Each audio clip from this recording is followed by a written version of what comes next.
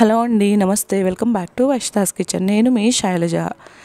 ఇంట్లో milk shakes చేస్తే చాలా ఇష్టంగా తాగుతూ ఉంటారు కదండి. మనం మ్యాంగో తోటి, సపోటా తోటి, ఇంకా చాలా రకాలుగా మనం మిల్క్ షేక్స్ని ప్రిపేర్ చేసి ఇస్తాం కదా.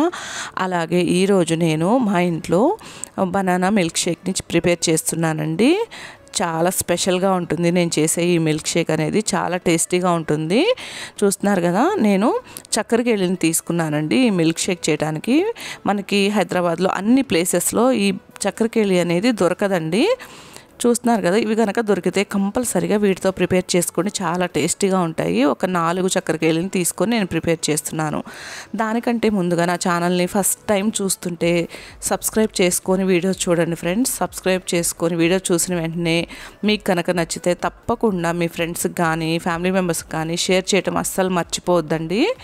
వీడియో చూసిన వెంటనే లైక్ చేయటం అస్సలు మర్చిపోవద్దు ఫ్రెండ్స్. ఇలా 4 చక్కెర కేళిని తీసుకొని ఈ విధంగా మనం కట్ చేసుకొని మిక్సీ జార్లోకి యాడ్ చేసుకోవాలి.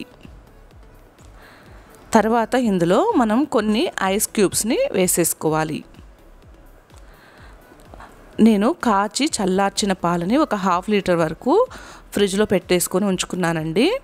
వాటిలో నుంచి కొన్ని పాలని ఇప్పుడు మనం మిక్సీలోకి యాడ్ చేసుకొని ఒకసారి బాగా ఈ బనానా అంతా స్మూత్గా అయ్యేంత వరకు మనం మిక్సీ పట్టుకోవాలి. తర్వాత నేను చాలా స్పెషల్గా చేస్తాను అన్నాను కదండి, అదేనండి మన హార్లిక్స్ ప్యాకెట్స్ ఉంటాయి కదా 5 రూపీస్వి. నేను అవి రెండింటిని కట్ చేసుకొని ఇందులో యాడ్ చేశాను.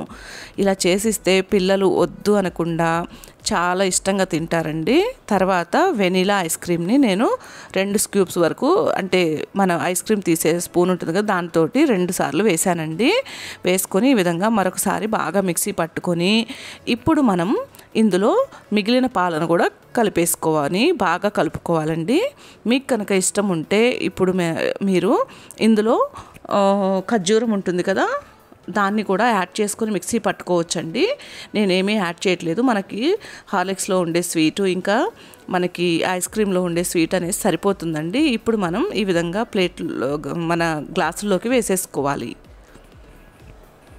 గ్లాసులో వేసేసుకున్న తర్వాత పైనుంచి కూడా మనం మరొకసారి ఈ వెనిలా ఐస్ క్రీమ్ని యాడ్ చేసుకుంటే వద్దు అనకుండా పిల్లలు చాలా చాలా ఇష్టంగా తాగుతారండి. ఇందులో మనం ఎటువంటి షుగర్ అనేది వేయకపోయినా కూడా ఈ ఐస్ క్రీమ్లో ఉండే తీపే సరిపోతుందండి. చూస్తున్నారు కదా, ఐస్ క్రీమ్ స్పూన్ తోటి ఒక్కొక్క గ్లాస్లోకి ఈ విధంగా తీసుకొని యాడ్ చేసుకోవాలి. ఇలా చేసిస్తే పిల్లలు కూడా చాలా ఇష్టంగా తాగుతారండి.